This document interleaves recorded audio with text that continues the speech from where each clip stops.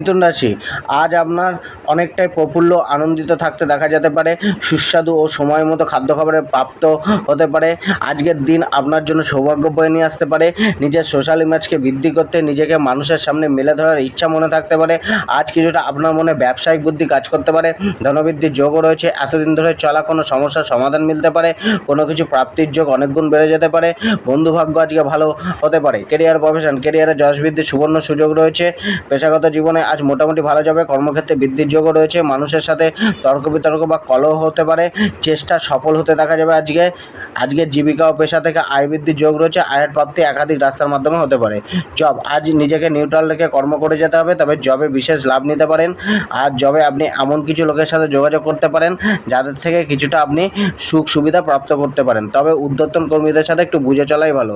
ব্যবসা আজ বিশেষ ফলদায়ী হতে পারে। নিজের স্ট্যাটাসের বৃদ্ধি করতে পারে।